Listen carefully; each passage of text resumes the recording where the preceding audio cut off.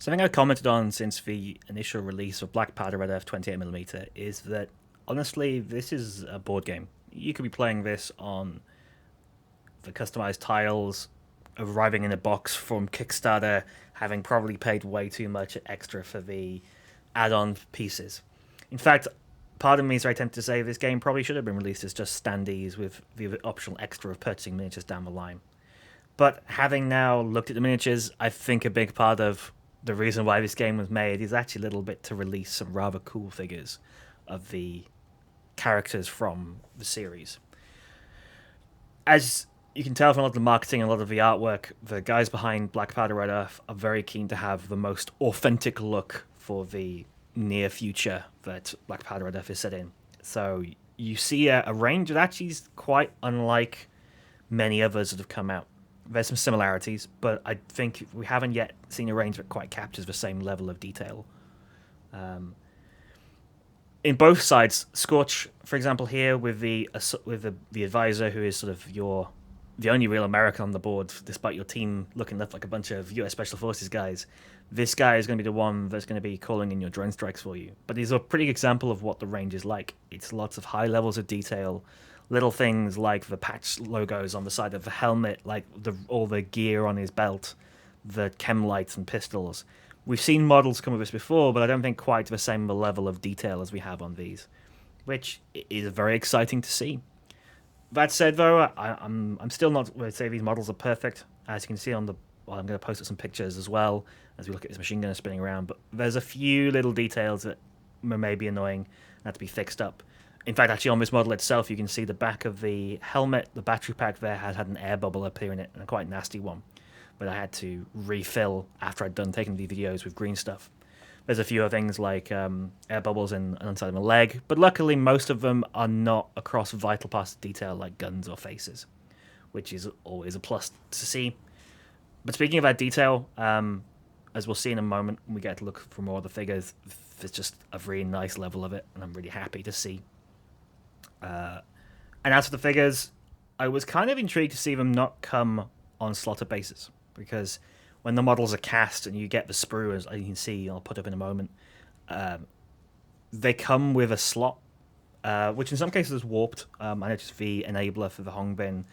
Maybe you wouldn't want to stick that base into a slaughter base, but the base themselves don't have a cut through. And having talked to the guys behind Black Powder Red Earth, it turns out that actually it's very hard to get hold of slaughter bases. There's one guy in the US apparently who does full-size bases without any other supply chain.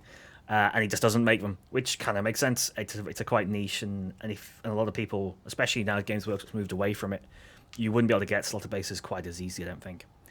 But for this, I think most of the models are designed to fit onto a base just by glue.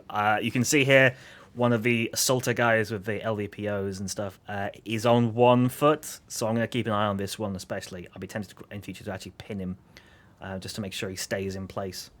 And actually, speaking of I mentioned earlier about the green stuffing. There's a few other little tweaks I had to do, filling in gaps.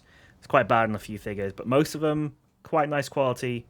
I definitely feel happy about getting these figures and look forward to painting them with detail. As we move on to the next set of figures, these are now the Recce guys. The Recce guys have EOTechs and magnifiers rather than LVPOs, so a little bit better for close quarters. Rather than having to go for a magnified optic in any way, shape, or form, you're just using a red dot with a flip-to-side magnifier. And I quite like how that is a way you can tell the different classes apart. When I was looking at the rulebook, it was actually quite concerning about, well, how do you tell all the guys who are on Scorch who all look exactly the same?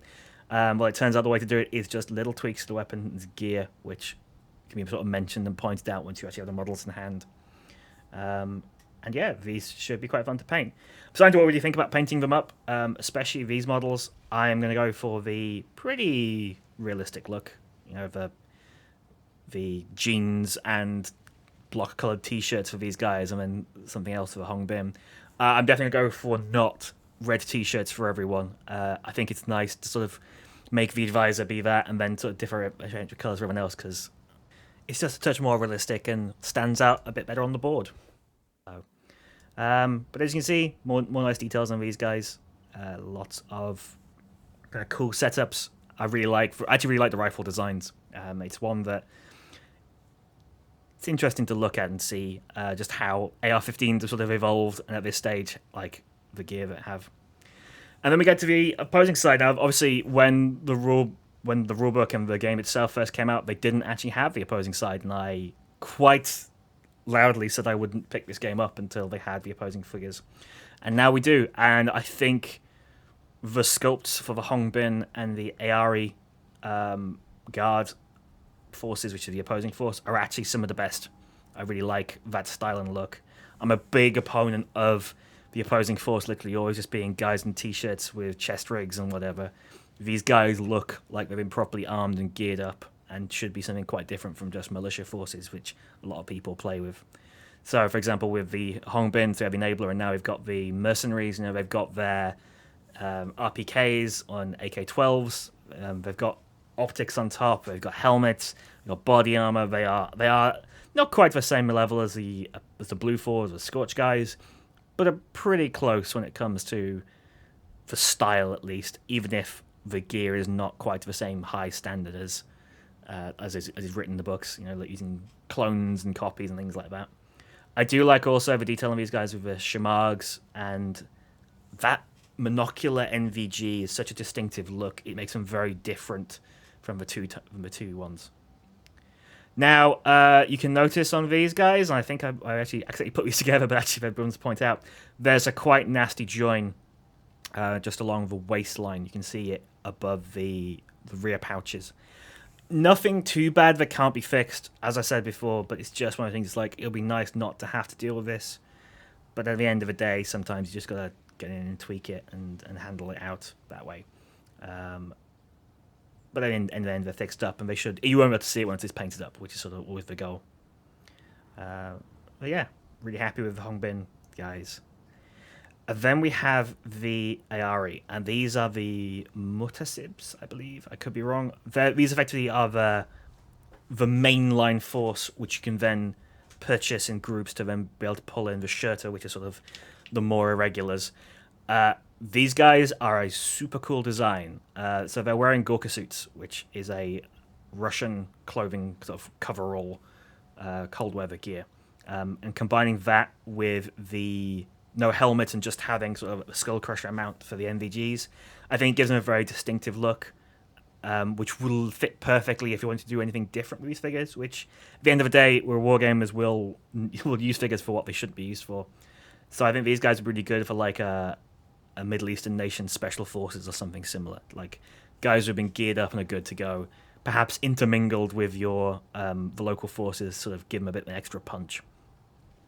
You can see as we go through is like a little bit of maybe some gaps that need to be filled on the arms, which just to fit under the web gear, which is fine.